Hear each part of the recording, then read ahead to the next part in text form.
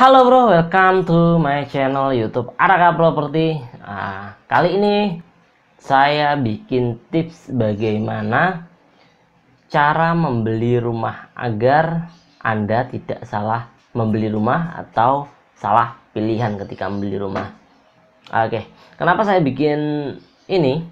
Karena saya ngerasa kayaknya mungkin penonton saya bosan kalau saya hanya promosi perumahan dan perumahan terus, hanya promosi rumah dan rumah terus. Makanya sekali-kali saya bikin tips bagaimana bikin beberapa tips. Nanti juga bakal ada tips-tips lainnya yang akan saya buat dan saya bahas di konten di channel Araka Property.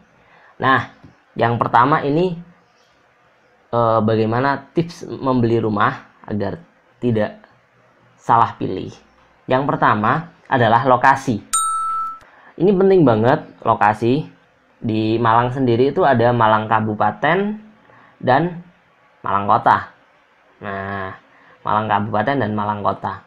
Ini kalau kita beli rumah di Malang Kabupaten, maka ngurus KTP, KK, SIM, dan administrasi lain seperti STNK itu jaraknya cukup jauh. Jadi jaraknya ngurus KTP, KK gitu ngurusnya di Kepanjen. Itu jaraknya kalau dari misalkan dari Lawang ke Kepanjen ya mungkin 40 kilometeran, 1 jam lebih perjalanannya. Nah, kalau ngurus STNK gitu, kalau STNK tahunan sih enak ya, sekarang di mana-mana ada, maksudnya di mall gitu ada, bayar di Indomaret ada. Tapi kalau pajak 5 tahunan atau ganti nama, balik nama, itu ngurusnya harus di Kecamatan Karangploso. Nah, kalau bikin SIM ngurusnya di Singosari. Itu lokasi ya. Maksudnya kekurangannya kalau beli rumah di Kabupaten Malang. Kalau di Kota Malang ngurus-ngurus hal-hal seperti itu lebih dekat karena Kota Malang itu lingkupnya lebih kecil, kecamatannya lebih sedikit. Luasnya juga lebih luas Kabupaten Malang. Lalu yang berikutnya lokasi ya, lokasi penting. Misalkan Anda kerjanya di Soekarno-Hatta, Jalan Soekarno-Hatta, Kota Malang. Terus beli rumahnya di Kecamatan Tumpang. Karena Kecamatan Tumpang, terus Kecamatan Kepanjen itu harga rumah masih murah-murah, masih murah-murah. Misalkan mau cari rumah murah gitu, di bawah 200 juta. Belinya di mana? Kecamatan Tumpang, sedangkan kerjanya di Soekarno-Hatta. Ini jaraknya juga cukup lumayan jauh, bisa 20 hingga 30 km. Nah, untuk tiap hari bolak-balik itu ya lumayan memakan waktu dan memakan kos. Jadi katakanlah bensinnya 10.000. Nah, 1 bulan 24 hari kan, 24 hari kerja kan, hari Minggu kan nggak dihitung. Di Minggu gak dihitung kan, 1 bulan libur 4 hari, jadi 260.000. Lumayan kan untuk bensinnya aja. Nah, makanya beli rumah yang deket sama tempat kerja kayak gitu. Jadi lokasi ini penting. Pastikan satu, kalaupun beli rumah di kabupaten, cari yang deket sama tempat kerja. Jangan misalkan kerjanya di daerah Kedung Kandang, Kecamatan Kedung Kandang, lalu beli rumahnya di Wagir. Wah, itu jauh banget. Jadi untuk biaya perjalanannya aja udah memakan kos itu. Kos untuk bensin, makan, dan lain-lain ya kan. Lokasi. Yang pertama lokasi itu. Terus yang kedua, kalau beli rumah sudah punya anak dan sekolah anak cukup jauh dari rumah, ini juga kos juga, biaya juga. Buat ngantar wirawiri anak itu juga butuh biaya. Nah, itu makanya dipertimbangkan satu, lokasi. Pastikan cari yang deket sama tempat kerja. Kedua, kalau sudah punya anak dan sudah sekolah, cari yang deket sama sekolahnya. Nah, seperti itu. Itu tips pertama, pilih lokasi yang tepat untuk Anda huni, karena bisa jadi rumah yang Anda beli itu selamanya Anda tinggali. Kalau berjodoh kan biasanya ditinggali seterusnya. Tapi kadang juga ada yang jual lagi, pindah lagi. Yang pertama tadi lokasi. Lalu yang berikutnya adalah kalau beli rumah second itu pastikan membeli rumah yang statusnya surat hak milik atau SHM. Pastikan rumah yang Anda beli kalau second ya statusnya SHM, cari yang SHM karena kekuatan hukumnya paling bagus. Jangan HGB, hak guna bangunan. Kalau hak guna bangunan itu setiap 25 tahun sekali harus diperbarui. Jadi biasanya kalau beli apartemen itu hanya HGB, hak guna bangunan, karena tidak memiliki tanah. Nah, makanya cari rumah yang SHM. Lalu kalau cari rumah yang beli dari perumahan, cek dulu perusahaan tersebut, diteliti dulu, dicari dulu, di browsing dulu, tanya kanan kiri sana sini, ini PT ini legalitasnya gimana, legalitasnya seperti apa, sudah lengkap belum legalitasnya, terus sudah pernah membangun rumah belum sebelumnya dan sudah selesai. Biasanya kan contoh di perusahaan PT saya itu punya sekarang 18 lokasi. Lokasi pertama itu Damar Regency, terus Sukun Arisatya. Nah, jadi sebelum kita sekarang ini lokasi ke-18 ya kan, kita sudah punya nih lokasi 1, 2, 3 yang sudah dibangun. Jadi track recordnya perusahaan kita dalam membangun perumahan itu sudah ada. Nah, cari PT yang sudah ada nih sebelum di sini, sebelum bangun perumahan ini sudah punya belum perumahan yang lainnya. Cari PT yang sudah punya track record seperti itu. Kalaupun PT ini baru pertama kali membangun perumahan ini, ya tanya kanan kiri legalitasnya dan sebagainya. Jangan sampai kena tipu, jangan sampai diiming-imingi.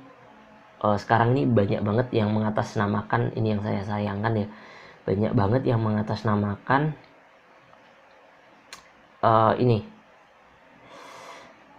syariah, mengatasnamakan syariah, anti riba dan bla bla bla bla.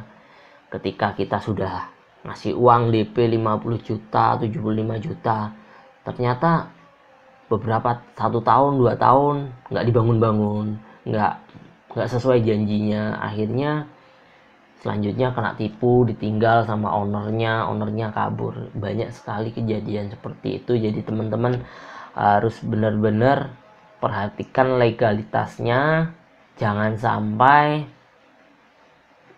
kecentok itu bahasa Indonesia apa, kejebak, yang sampai kejebak diimingin ini itu akhirnya kejebak.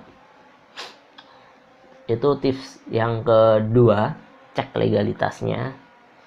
Kalau beli rumah second lalu kita ngasih uangnya, ini juga pernah kejadian, saya pernah dengar kejadian seperti ini. Jadi uangnya itu sudah dikasihkan ke owner rumahnya, ke pemilik rumahnya.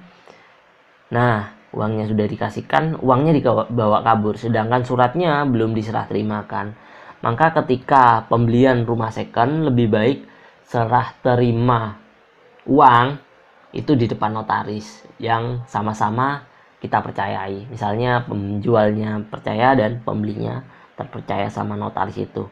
Kalau bisa yang notaris yang sudah berkecimpung di properti yang sudah lama, jadi sudah terjamin. Cari notaris seperti itu, di Malang banyak kok. Tips yang kedua itu ya. Tips yang ketiga adalah buat yang beli cash sih nggak masalah ya. Kalau yang beli cash, punya uang, beli cash, selesai, nggak punya tanggungan. Nah, ini tips yang untuk teman-teman yang hidupnya masih belum mempunyai uang cukup untuk membeli cash. Biasanya kan nyarinya KPR, entah itu KPR konvensional atau KPR yang syariah. Nah, kalau cari KPR ini kan jangka waktunya 10 tahun bahkan 15 tahun. Kalau sampean anaknya 1 tahun sampai 15 tahun itu anak sampean SMP, baru rumah itu lunas. Nah, karena jangka waktunya yang begitu lama, nggak seperti cicilan motor atau mobil yang 2 tahun 3 tahun selesai. Pertama, pastikan bahwa keuangan Anda untuk dari sekarang sampai 15 tahun kemudian aman. Artinya gini, kalau kita punya kerjaan, kerjaannya katakanlah gajinya 4 juta itu di Malang udah gede banget. 3 juta deh, gajinya 3 juta. Itu UMR Malang itu 3 juta. 3 juta. Nah, cari rumah yang cicilannya 1 juta atau 1,5 juta. Gaji suami 3 juta, cari yang cicilannya 1 juta atau 1,5 juta. Kalau cicilannya 2,5 juta, pasti pertama ditolak sama bank. Ya. Karena gaji hanya 3 juta. Terus cicilannya 2,5 juta yang tinggal 500 ribu. Ini buat makan aja belum tentu cukup, apalagi untuk biaya sekolah, bayar listrik, bayar air dan lain-lain, bensin dan lain-lain. Cari yang cicilannya misalkan gaji 3 juta. Cari yang cicilannya 1,5 juta atau 1 juta. Nah, kan masih ada, kalau cicilannya 1 juta kan masih ada 2 juta nih. Nah, 2 juta untuk bertahan hidup cukup lah. Apalagi kalau istrinya kerja juga. Kalau istrinya kerja kan ketambahan. Jadi katakanlah gaji suami 3 juta, gaji istri 2,5 juta, jadi 5,5 juta. Nah, cicilannya 1,5 juta. Nah, itu untuk kebutuhan-kebutuhan lain masih cukup kalau istrinya juga bekerja. Nah, kalau gaji 3 juta terus ngambil KPR yang 2,5 juta, atau katakanlah ngambil KPR 2 juta sedangkan istrinya nggak bekerja, pasti ditolak sama bank. Karena nggak mungkin gaji 3 juta terus cicilan 2 juta gitu. Anggap aja cicilan 2 juta. Berarti 1 juta. 1 juta buat hidup untuk berdua itu nggak mungkin cukup. Nah, apalagi yang konvensional itu setiap tahun biasanya cicilan rumah naik. Entah itu naik 50 ribu, 100 ribu, biasanya naik. Kalau di awal 1 juta biar naik 1 juta 100, 1 juta 200, itu pasti ada kenaikan. Nah, kayak gitu kalau konvensional biasanya seperti itu. Kalau yang syariah saya kurang paham ya, tapi syariahnya di Indonesia itu yang benar-benar syariah itu jarang banget di Indonesia. Kalau benar-benar syariah itu nggak pakai bank, udah bener nggak pakai bank, tapi ya tetap harus hati-hati gitu. Apalagi 15 tahun. Banyak banget ini kejadian, apalagi ini kan pandemi COVID ya, banyak awal-awal pandemi sampai sekarang itu yang diberhentikan dari pekerjaannya, di PHK. Misalkan gaji suami katakanlah 4 juta itu udah besar di Kota Malang, 4 juta. Cicilan rumahnya 2 juta atau 1,5 juta lah. Selama biasanya jadi biasa itu cukup untuk bayar cicilan ke bank. Tiba-tiba COVID datang, pandemi ada. Suaminya di PHK karena orderan perusahaan sepi dan lain sebagainya. Akhirnya kena PHK. Yang harusnya bisa bayar cicilan rumah jadi nggak bisa bayar cicilan rumah. 1 bulan, 2 bulan, 3 bulan nggak bayar, ditarik sama bank rumahnya. Kan sayang banget kalau kita sudah nyicil nih selama 11 tahun, tinggal 4 tahun lagi kan ngambil 15 tahun, udah nyicil 11 tahun, tinggal 4 tahun lagi, tinggal sedikit lagi lah, tahu-tahu ada COVID kayak gini, pandemi kayak gini, rumahnya ditarik sama bank. Waduh, itulah ngeri banget. Ngeri banget kayak gitu. Nah, jadi pastikan kalau ngambil KPR aman untuk cicilannya, aman tuh, bener-bener diperhitungkan. Jadi seperti itu. Saya ngasih 3 tips dahulu. Kalau ini banyak yang komen, rame, view-nya naik, view-nya banyak, saya kasih tips berikutnya untuk membeli rumah. Jadi ada 3 ya. Yang pertama, lokasi. Tentukan lokasi sesuai dengan tempat kerja, sekolah, lalu sesuai dengan dekat dengan Indomaret, dengan pusat belanjaan, pasar dan lain sebagainya. Jangan sampai nyari murah tapi jauh banget di ujung, jangan sampai seperti itu. Yang kedua, kalau beli rumah pastikan izinnya. Kalau rumah second ya izinnya cari yang SHM. Kalau nyari perumahan yang inden, pastikan legalitas perusahaan tersebut. Bisa tanya kanan kiri, cek di Google dan lain sebagainya. Lalu yang ketiga, kalau membeli secara KPR, pastikan Anda mempunyai pekerjaan tetap yang aman sehingga aman untuk bayar cicilannya selama 10 tahun atau 15 tahun gitu. Kalau wirausaha, sebaiknya uangnya ditabung dulu, beli tanah kapingan dulu.